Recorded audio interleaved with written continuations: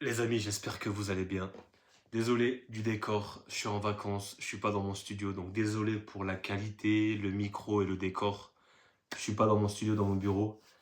On va revenir sur ce match du Maroc face au Mali, un but partout. Le Maroc qui se fait piéger, le Maroc qui se fait attraper par les Maliens et tout est relancé dans ce groupe. Le Maroc qui n'est pas encore officiellement qualifié et déçu de la prestation des Marocains ce soir parce que ils ont manqué de réalisme. Ils ont essayé de mettre les ingrédients dans le jeu, dans le contenu, c'était pas mal. Techniquement, on les connaît, ils sont bons. Ils arrivent à se trouver. Il y a de la qualité technique, à l'image d'un Brahim Diaz, etc. Mais ça a manqué de réalisme devant. Un peu comme face au match des Comores, hein. Même le match face aux Comores, je trouve que tu as des occasions, mais tu finis pas. Tu manques de réalisme devant. Et encore aujourd'hui, tu finis à 15 tirs, 4 cadrés seulement. Tu peux pas gagner ce match. Tu peux pas gagner ce match.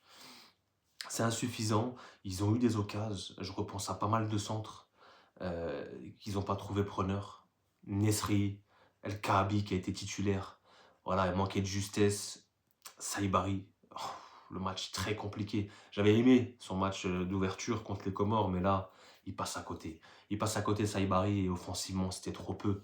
T'as un Brahim Diaz, honnêtement, Brahim Diaz qui continue de porter ce Maroc et d'enfiler le costume de leader, qui lui va bien en plus, hein. Je le trouve qu'il lui va bien. Et je dis pas ça parce qu'il est madrilène, attention. Mais honnêtement, tout passait par lui. C'était le métronome, tous les ballons passaient par lui. Et honnêtement, il a été partout. Toutes les occasions, en fait, sont passées par lui. Et je trouve que par moment, il gardait trop le ballon. Voilà. Par moment, il en faisait un peu trop. Mais tu vois que c'est le joueur à différentiel. C'est lui qui va t'amener offensivement des occasions, des solutions. Il est toujours à l'origine des occasions dangereuses et des situations dangereuses. Donc, honnêtement, Brahim, très bon match. On va revenir sur ce penalty, les gars. Comme ça, c'est fait. C'est un scandale. Moi, je comprends plus rien à la règle. Penalty ou pas. C'est très sévère. Vraiment, les gars. Moi, je pense que les Marocains, vous-même, vous le savez, c'est très sévère. Très, très sévère pour les Maliens, ce penalty qui n'aurait pas dû être sifflé. Le défenseur malien se relève. C'est sa main d'appui. Le ballon l'effleure. Et le ballon reste dans les pieds d'un Marocain. C'est trop dur, les gars. On arrête de jouer au football, je sais pas. Comment tu peux siffler péno sur cette occasion, cette situation? C'est trop sévère pour moi. Et je sais pas, la règle, ce qu'elle dit, moi je m'y connais pas, je suis nul. Mais si à un moment donné tu siffles des mains pour ça, mais il y a au moins 5 ou 6 pénaltys par match. À un moment donné, faut arrêter. Faut arrêter. Et derrière le penalty pour le Mali, il y a Yamik qui vient le cisailler. Son côté blédard qui est ressorti. Il vient découper. Il vient découper un Sinayoko. Les gars, c'est carton jaune tous les jours. Donc déjà, la faute n'est pas sifflée de base. En plus de ça, tu mets 10 minutes pour revenir à la VAR. Et le comble, tu mets pas de carton jaune. L'arbitre, je suis désolé, mais ce soir, faut qu'il prenne un vol et qu'il rentre chez lui directement.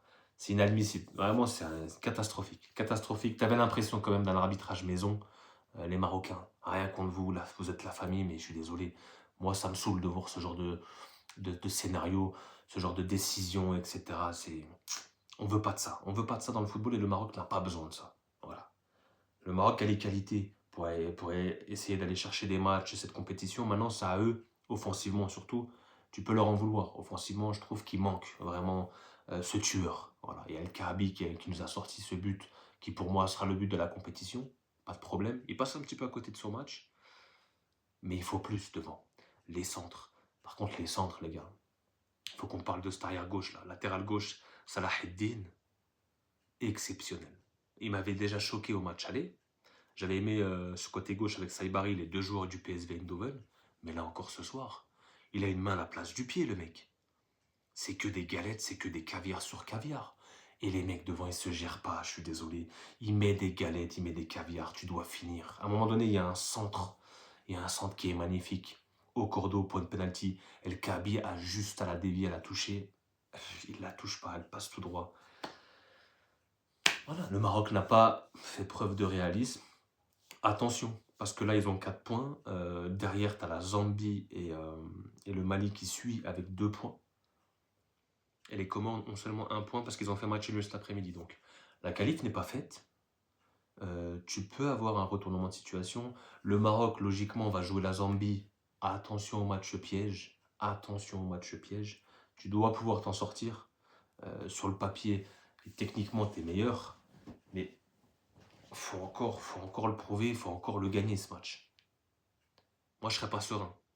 Les Marocains, on voit des belles choses. On voit des belles choses dans le contenu. Il n'y a pas tout acheté, c'est pas négatif non plus. T'as pas perdu, t'as 4 points. Mais attention, parce que derrière, t'as Mali-Comores dans l'autre match en face. Si le Mali arrive à récupérer les points, ils peuvent gratter cette première place. Tout dépend de toi, ce que tu fais face à la Zambie. C'est pas fait. L'Égypte s'est qualifiée, bravo à eux. J'ai pas regardé le match. Je peux pas regarder tous les matchs, les gars. J'essaie de faire un maximum de débriefs, c'est pas évident. Je suis en vacances aussi, j'essaie de chill un petit peu. Mais on va débrief les grosses rencontres. Mais là, c'est pas fait. Il y aura cette troisième journée qui sera capitale pour les Marocains. On va parler un petit peu des Maliens, parce qu'il faut parler du Mali. Une équipe solide, défensivement très athlétique. J'ai beaucoup aimé leur première mi-temps, ils ont été très solides, très solidaires aussi, compacts. Mais la dimension physique de cette équipe, waouh! Par contre, l'équipe a beaucoup changé. Il y a des joueurs que je connais, Bissouma, Mahamadou Diallo, waouh! Mahamadou Doumbia, pardon, excusez-moi, Mahamadou Doumbia. Il y a aussi Doumbia de Reims, Kamori Doumbia, pardon. J'ai beaucoup aimé Mahamadou Doumbia à gauche qui joue à Al Ittihad, j'ai vu avec Benzema et compagnie.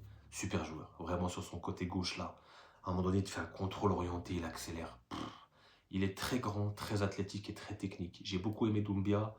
Sinayoko a fait du bien, a pas mal bougé. C'est lui qui obtient le penalty. Voilà. Il se fait justice lui-même. C'était limite. Hein. Bounou est pas très loin, il passe juste en dessous de lui. Bounou, c'est un spécialiste. Hein. Il était pas loin de l'arrêter, honnêtement.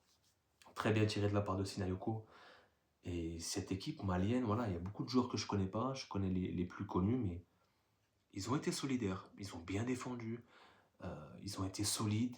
Et finalement, ils repartent avec un point. Il y a eu quelques situations, quelques séquences où ils arrivaient quand même à se trouver, mais trop compliqué. Trop compliqué parce que il y avait beaucoup de ballons balancés. C'était dur pour les attaquants maliens. Et quand tu essayais de récupérer ce ballon et de te projeter, ils n'arrivaient pas à enchaîner 3-4 passes. Il y a eu quelques séquences, ils ont réussi, mais c'était quand même compliqué dans la construction et l'animation offensive.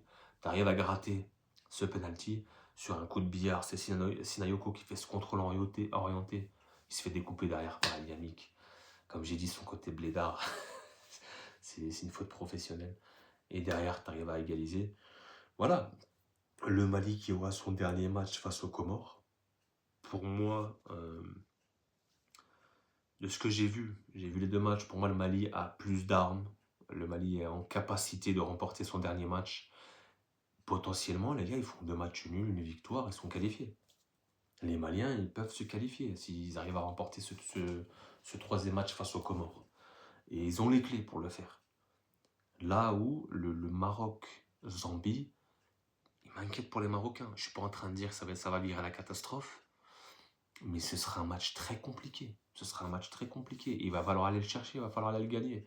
Sur le papier, t'es meilleur, mais attention, il n'y a plus de petites équipes hein, maintenant dans cette compétition. Dans ces compétitions, les niveaux d'écart se resserrent. Donc, intéressant. Il y a pas mal de gros matchs qui arrivent, les gars, là. Demain, il y aura le Sénégal-Congo, qu'on va forcément suivre, qu'on va sûrement débrief. Le soir même, Nigeria-Tunisie. On sera là, les Twins. Gros test, on va essayer de se qualifier aussi demain. Ça va pas être facile contre cette belle équipe du Nigeria. Et ensuite, par la suite, tu auras encore peut-être Cameroun-Côte d'Ivoire un peu plus tard, dans 2 ou 3 jours. Il y a des grosses affiches. Apparemment, elles s'enchaînent. Elles sont toutes dans la J2. Je sais pas comment le calendrier a été fait, mais on va essayer de les suivre au maximum, malgré que je sois en vacances. Je suis désolé, les gars, pour le micro, la caméra, le décor, le son. Voilà, je peux pas parler trop fort non plus, il y a du monde avec moi. On fait au mieux, on fait au mieux. Et puis merci encore les gars pour la force, pour tous ceux qui suivent, pour tous ceux qui prennent le temps de liker, de commenter, de venir s'abonner à la chaîne. Bienvenue à tous les nouveaux. Et puis merci encore les gars pour les 10 000 abonnés. On a bien avancé depuis 1 an et ça c'est grâce à vous. Et on a formé une belle communauté et on va continuer, on lâche pas. Cœur sur vous les frères, voilà, j'espère que vous avez kiffé ce débrief et force aux Marocains, c'est pas terminé. Les Maliens, bravo, bravo, vraiment. Ils sont allés chercher ce point du match nul qui était très important et vital pour eux. Et du suspense dans ce groupe et puis on verra demain les autres groupes, notamment avec ce Sénégal RDC qui s'annonce chaud, bouillant. Il y a une petite revanche, hein. Il y a une petite revanche. Prenez soin de vous les gars, on se capte demain. Peace.